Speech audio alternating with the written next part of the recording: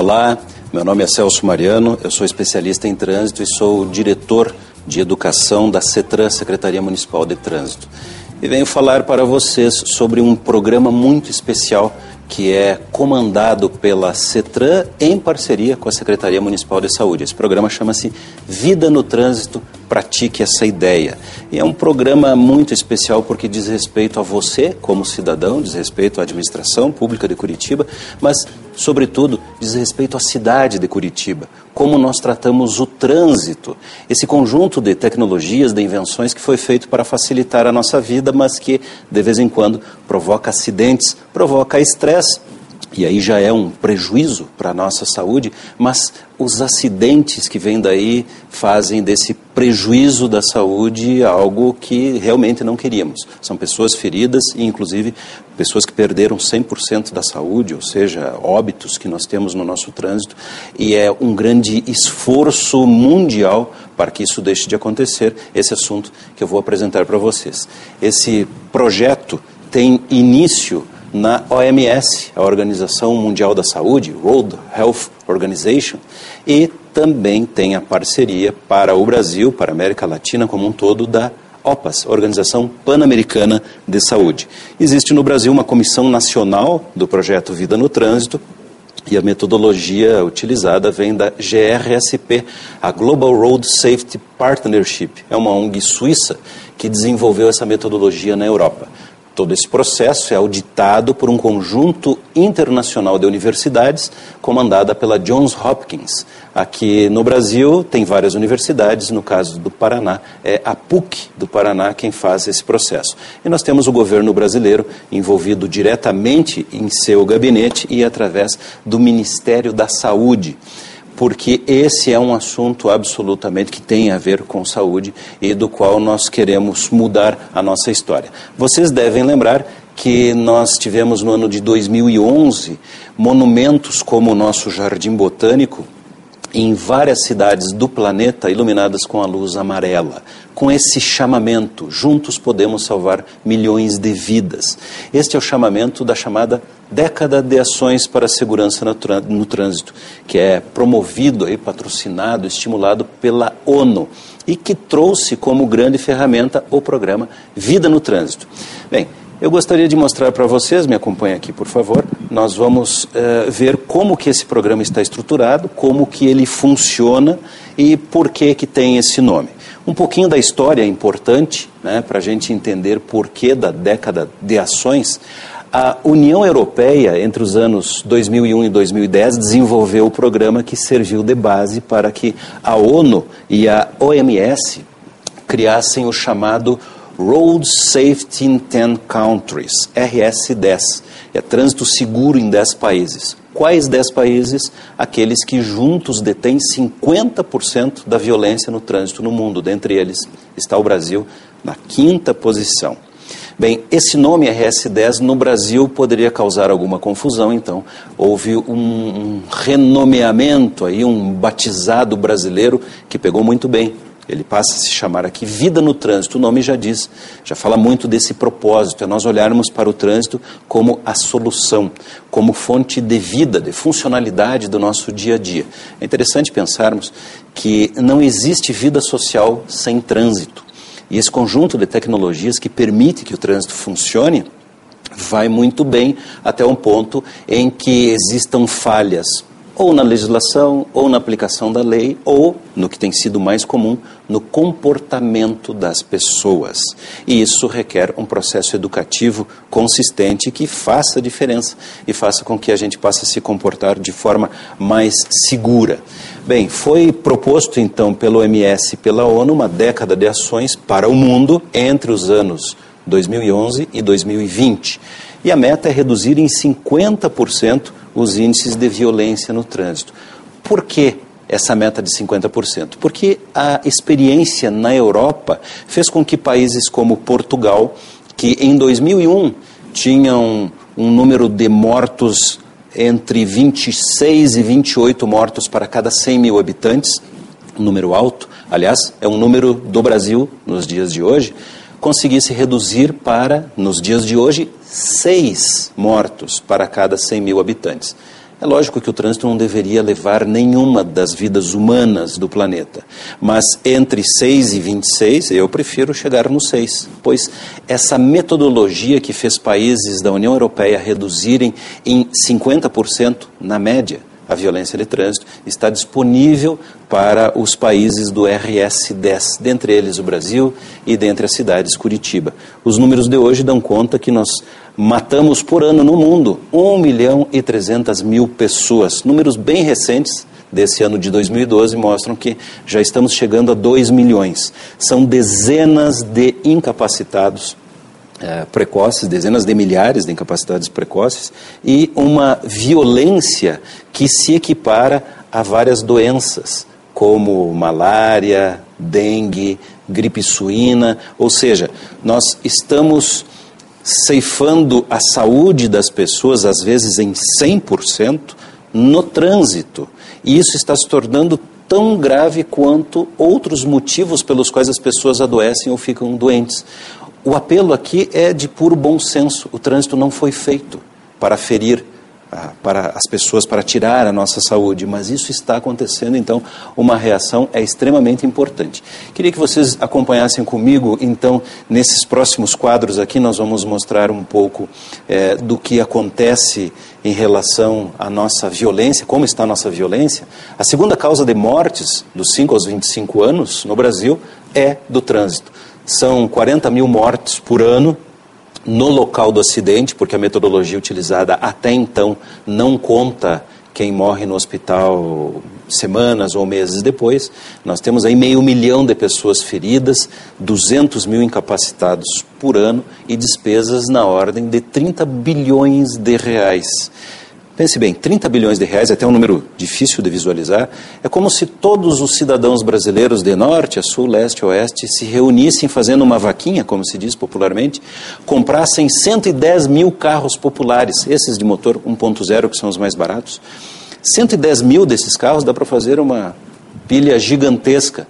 E aí a gente risca um fósforo e assiste se perder todo esse patrimônio, todo esse dinheiro.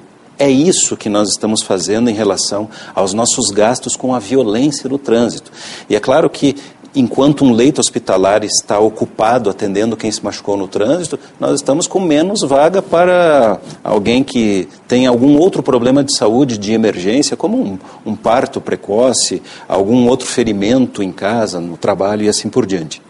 Ninguém quer isso.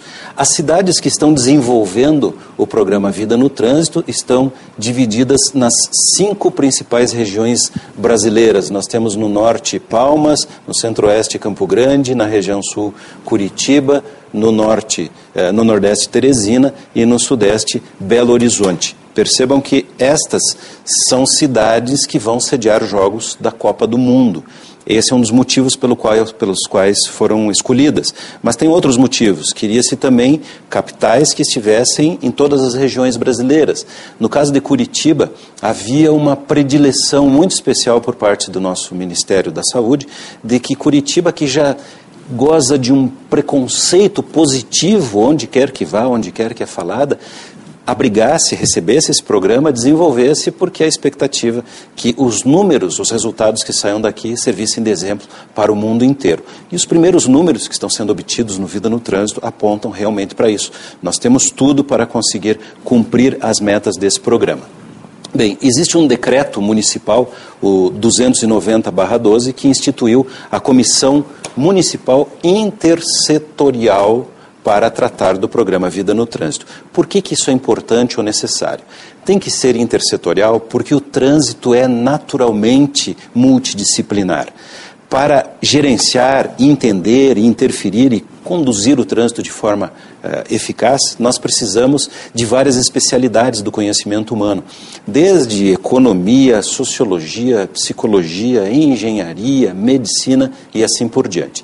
Esse decreto do nosso município reflete bem essa estrutura. Por isso que estão aqui a CETRAN, a Secretaria Municipal de Saúde, a Secretaria Municipal de Educação, a SGM, a Secretaria de Administração do município, a Guarda Municipal, o URBS e PUC, e também órgãos fora da Prefeitura, como o DETRAN e o CETRAN, o Conselho Estadual de Trânsito, o Batalhão de Polícia de Trânsito, que é a Polícia Militar especializada no assunto trânsito, Corpo de Bombeiros, a Polícia Rodoviária Federal, a Polícia Rodoviária Estadual, Sociedade Brasileira de Ortopedia, a OAB, Organização dos Advogados do Brasil, universidades como a Universidade Federal do Paraná, mais recentemente a Associação Comercial do Paraná, que criou uma Câmara Setorial para tratar do assunto trânsito, porque, embora as pessoas não se dão por conta, a violência do trânsito e mesmo o mau funcionamento do trânsito, aquele momento em que os condutores recebem uma multa, interferem na economia, nos negócios das empresas. E aí a Associação Comercial do Paraná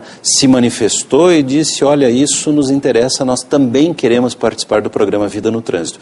Aliás, uma característica do Vida no Trânsito é justamente estar aberto para receber o apoio e a participação de todo e qualquer setor da sociedade que possa fazer diferença nesse processo de humanização do trânsito. Bem, os objetivos dessa comissão vão desde a integração de órgãos e entidades parceiras, passa pelo necessário planejamento em conjunto, é óbvio, né, para a gente ter essa sinergia, também a execução conjunta das ações, a coleta e gestão dos dados como uma ferramenta para esse passo a passo e a elaboração de projetos de captação de recursos financeiros, porque esse conjunto de atividades muitas vezes requer alguns investimentos e, é claro, tem toda uma metodologia para se avaliar e acompanhar os resultados dessas ações.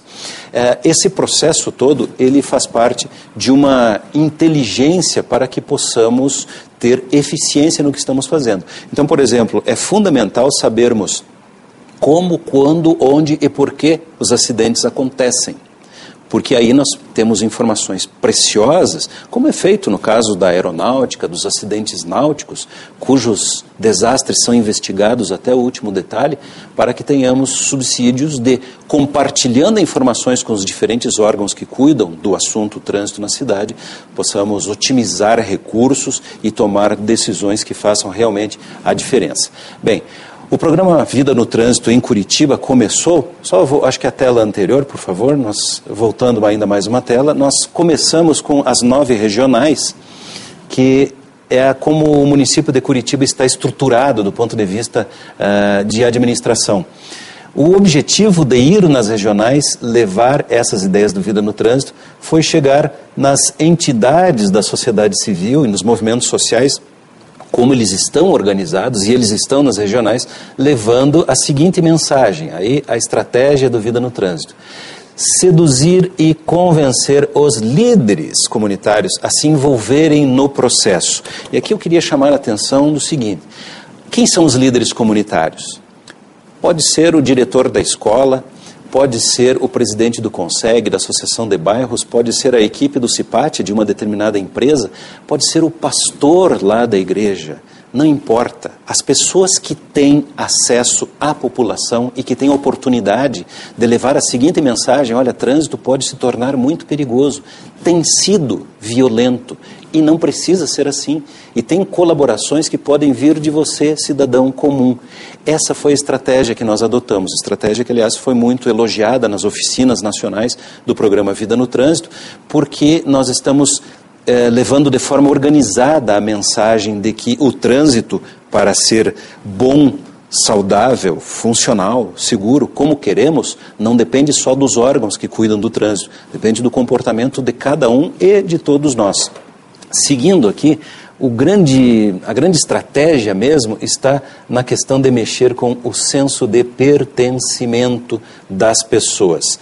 Nós estamos indo mexer na percepção de risco e levando a mensagem de que ninguém precisa ser especialista em trânsito para dele participar com segurança. Assim como ninguém precisa entender de oftalmologia para se beneficiar de um invento simples, como óculos. Simples no uso, mas complexo na elaboração.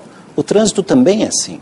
Ele é muito complexo na elaboração, mas a utilização por parte de todos os usuários, e aqui eu não estou falando só de condutor, o pedestre é extremamente importante no trânsito. Veja só, alguém que atravesse a rua sem olhar para os dois lados pode ser o gerador do primeiro fator que leva ao acidente. E às vezes esse pedestre nem é condutor, não é porque ele acabou de desembarcar, ele nunca entrou num carro, talvez ele nunca entre numa autoescola, talvez ele nunca tenha oportunidade de ser educado para o trânsito. Entretanto, ele tem a possibilidade de interferir de forma indesejável no trânsito. É por isso que a mensagem de sensibilização e os projetos de educação têm que transpor as autoescolas, têm que transpor o ambiente escolar, têm que chegar nas empresas, têm que chegar nas igrejas, nos clubes, nas associações, onde quer que o cidadão esteja inserido. E essa é a grande capacidade de que Curitiba está se valendo por conta da metodologia do Vida no Trânsito. Vamos mostrar um pouco dos resultados que nós obtivemos em Curitiba, já como uma coleta de dados possível dentro dessa metodologia proposta pelo Vida no Trânsito. E eu preciso começar explicando que o fator velocidade e o fator álcool estão presentes em todas as cidades do mundo que estão desenvolvendo o RS10, o Road Safety 10, ou o Vida no Trânsito, no caso do Brasil. Por quê? Isso é uma exigência da Organização Mundial da Saúde.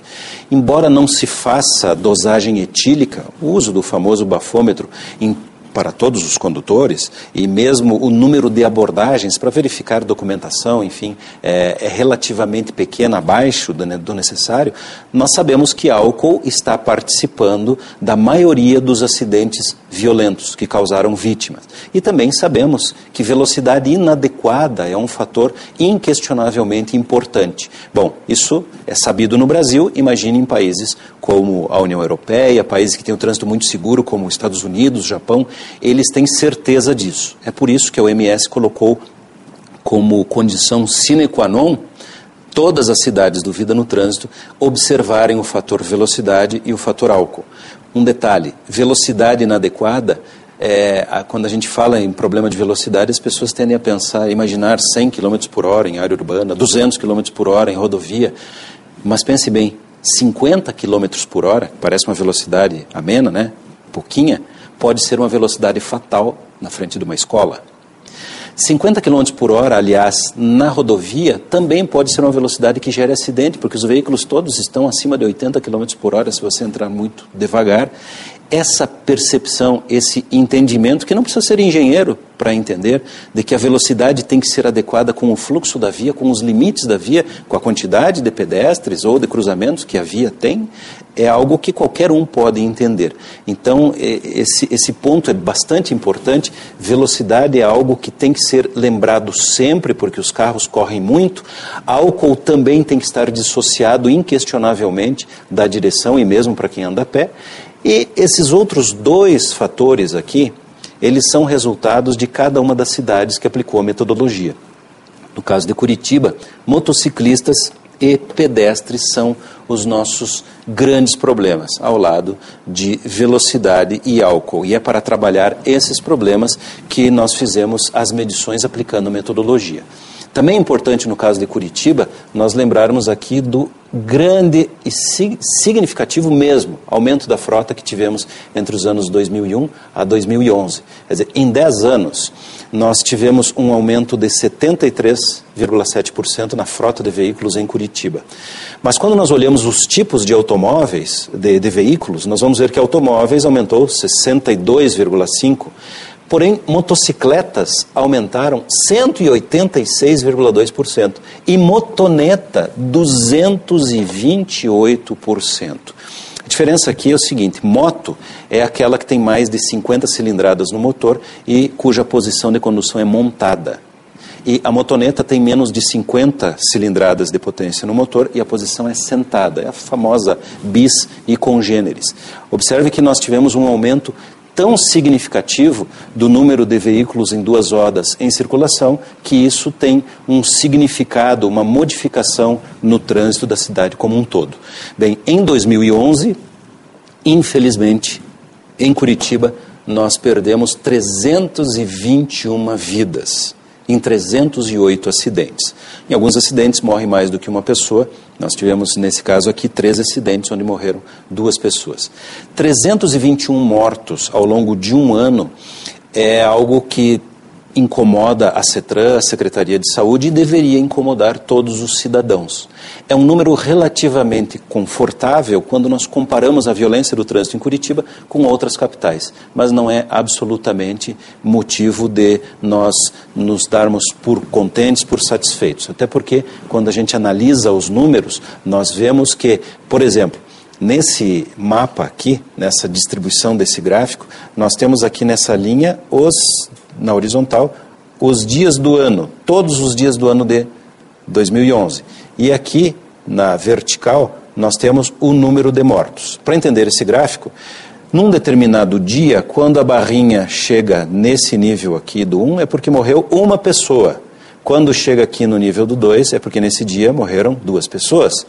Aqui 3 pessoas, e aqui nós temos 2 dias no ano de 2011 em que morreram 4 pessoas. Isso aqui é mais ou menos um teclado de piano. Vocês vão perceber que tem alguns intervalos aqui desdentados, então, nessa minha analogia, em que não morreu ninguém. Bem, o que nos interessa muito ao programa Vida no Trânsito em Curitiba é que gráficos similares dos anos seguintes tenham cada vez menos dessas teclinhas nesse teclado. Nós queremos aumentar o número de dias em que não morreu ninguém.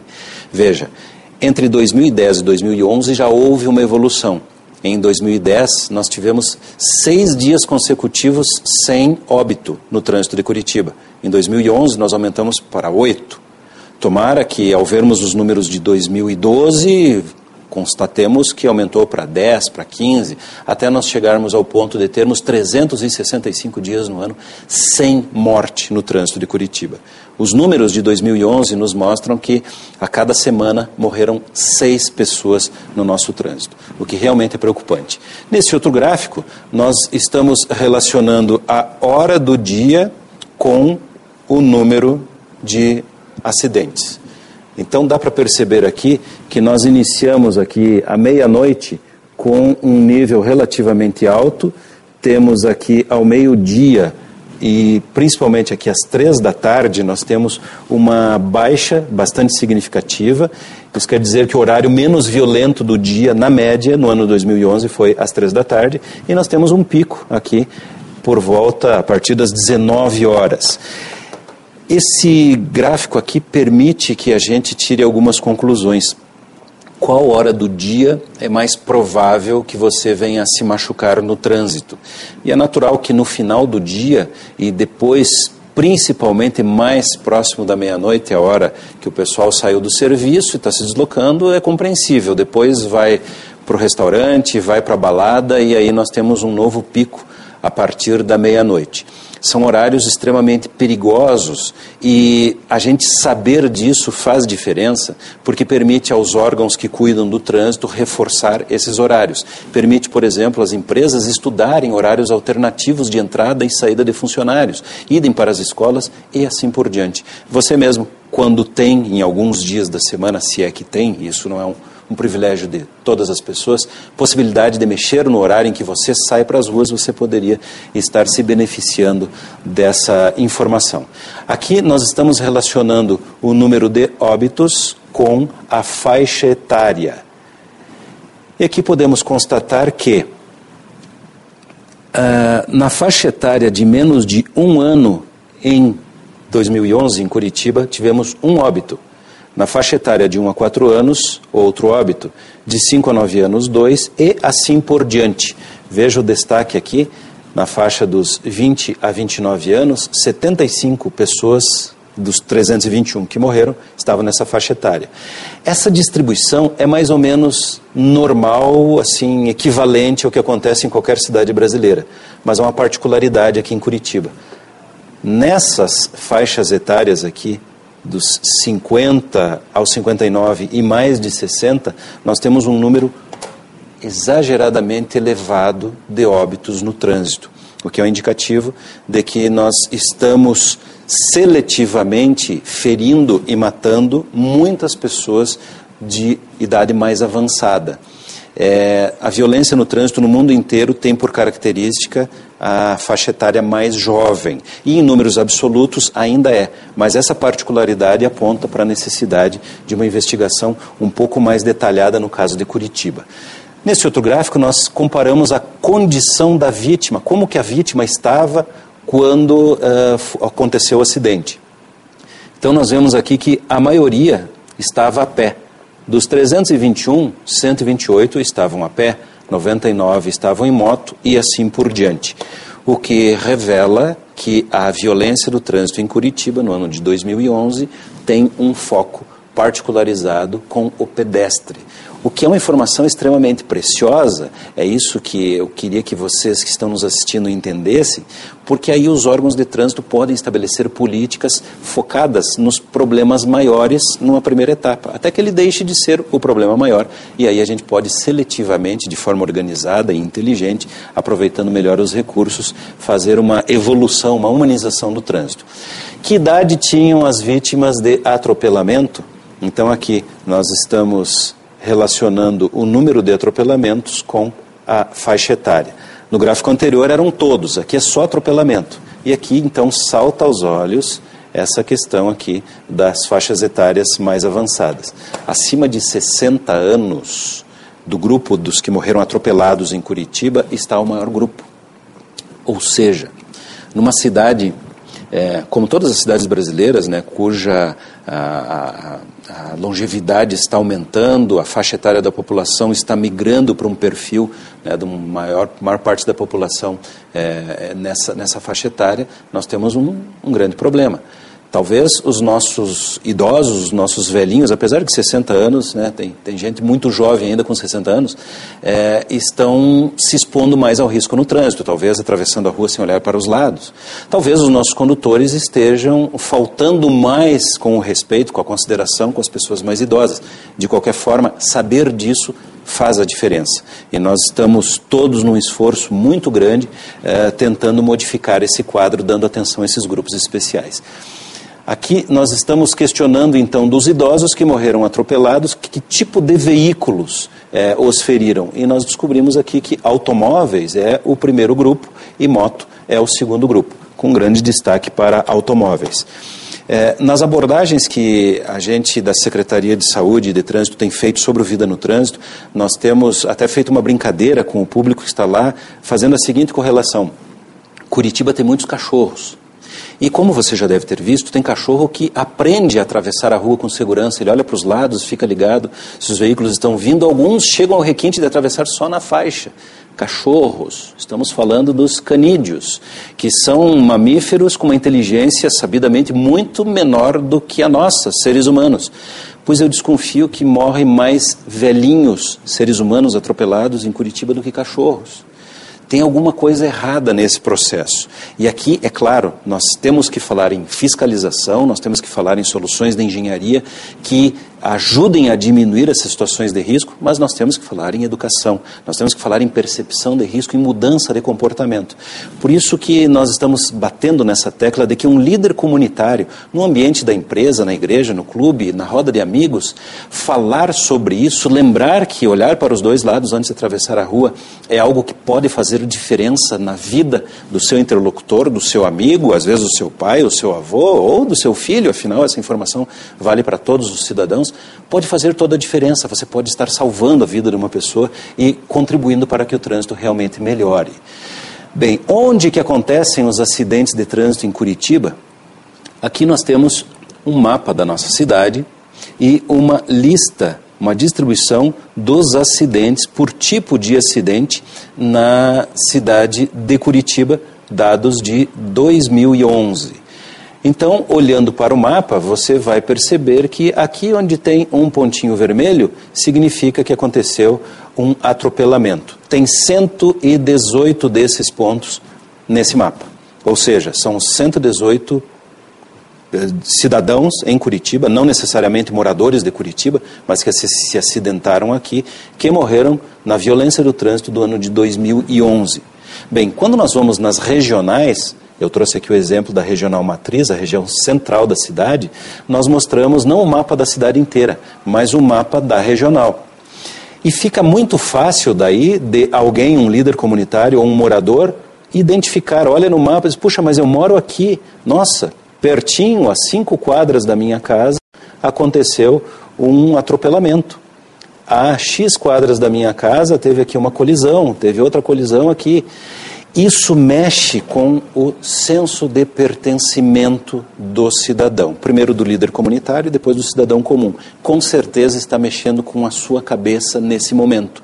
Porque uma coisa é você ver um número, escutar no noticiário, ler no jornal, ver na TV, que morreram tantas pessoas no último feriadão, no último final de semana, que do início do ano até aqui morreram tantas pessoas. A tendência nossa, seres humanos, é deixar esse número entrar por um ouvido e sair pelo outro.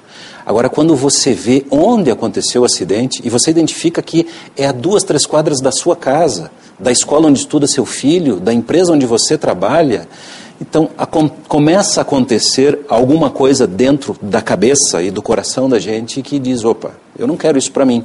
Eu não quero nem me machucar no trânsito e não quero, Deus o livre, eu ser o causador de um acidente.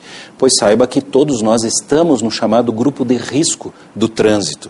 E ainda numa analogia na área de saúde, comparando, por exemplo, com DST, doença sexualmente transmissível, uma pessoa que tem um comportamento promíscuo, que nunca use a camisinha, o preservativo, está no olho do furacão, está no grupo de risco. Mas se ela diminuir o número de parceiros, de preferência ficar só com o seu parceiro, a esposa, o marido, enfim, o namorado, se usar sempre preservativo em todas as relações sexuais, a pessoa simplesmente sai do grupo de risco, o que é absolutamente desejável. Agora, e no trânsito, onde todos nós estamos no olho do furacão? O próximo acidente pode acontecer na próxima quadra. E independente de eu estar dentro do veículo como passageiro, como condutor, dentro do transporte coletivo, de bicicleta, a pé, utilizando as vias da nossa cidade, nós estamos no grupo de risco.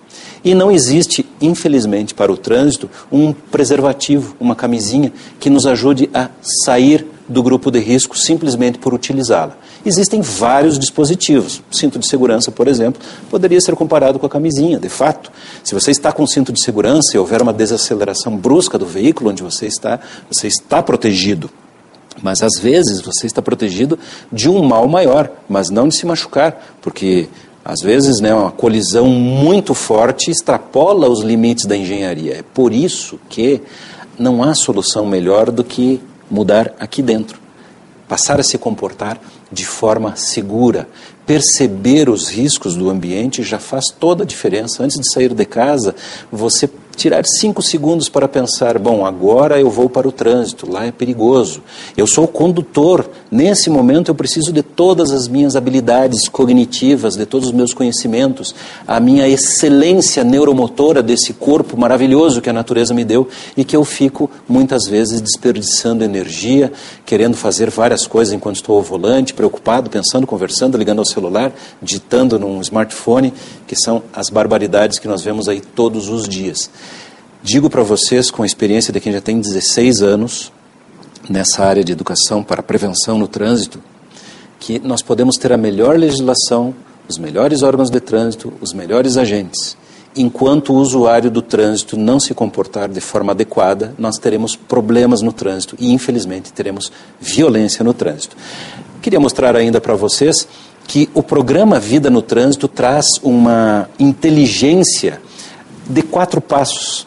A primeira é a educação, a segunda a fiscalização, a terceira a engenharia. Aqui eu queria chamar a atenção do seguinte: esses 3 primeiros itens, eles fazem parte de uma receita mundial, são os chamados 3 E's do trânsito. O E de esforço legal, que é a lei e a sua fiscalização, o E de engenharia e o E de educação.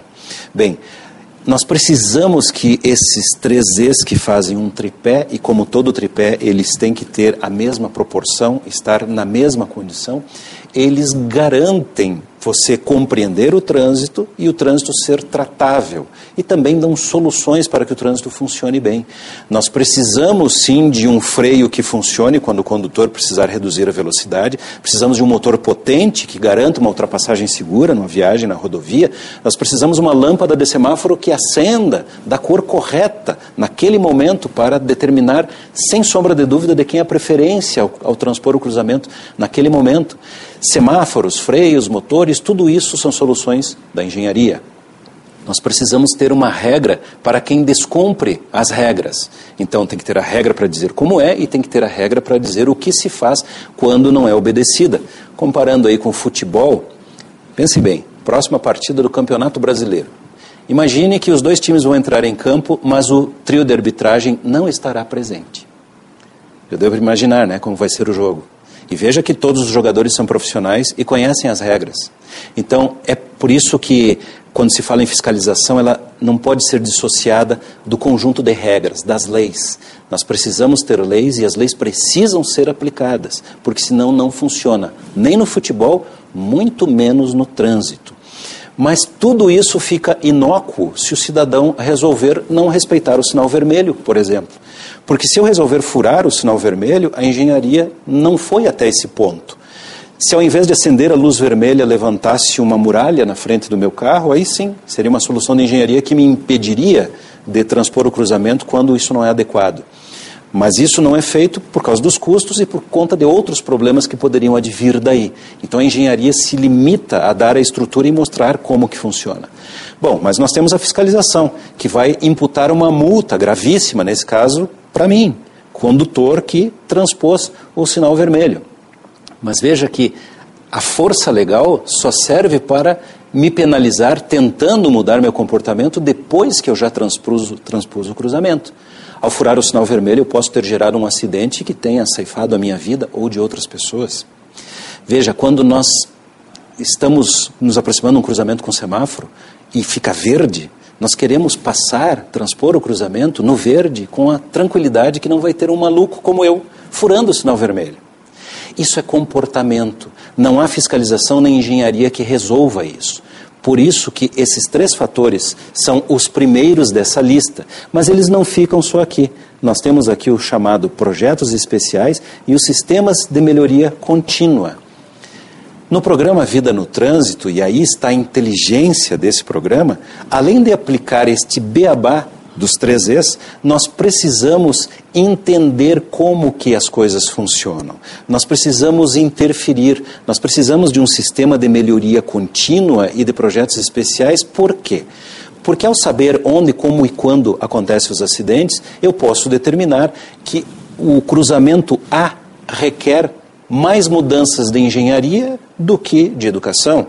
Já o cruzamento B é mais uma campanha educativa, a presença da fiscalização, do que problemas da engenharia. Esses são os projetos especiais. E na medida em que eu vou solucionando cada um dos casos, do pior para o menos pior, a minha lista muda. Esse dinamismo é essa evolução constante, né, esse sistema de melhoria contínua.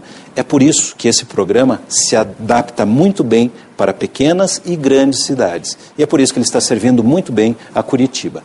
Bem, finalmente poderíamos dizer que os próximos passos são de responsabilidade única e exclusiva de cada cidadão. Portanto, nós estamos indo às regionais, falando com os líderes comunitários, começando com eles um processo de chegar no usuário comum do trânsito, no cidadão, ou seja, eu, você, seus filhos, seus colegas de trabalho e assim por diante, levando essa mensagem de sensibilização, que, por um lado, nós somos sim parte do problema, mas nós também somos parte da solução. E a solução, muitas vezes, é só prestar atenção, é só se dispor a atuar, a agir como cidadãos.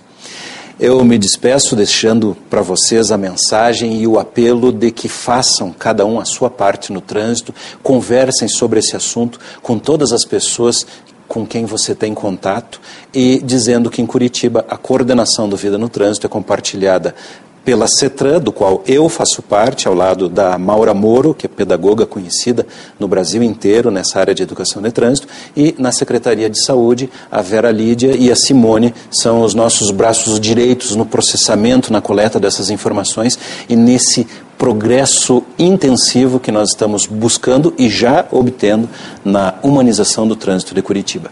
Muito obrigado.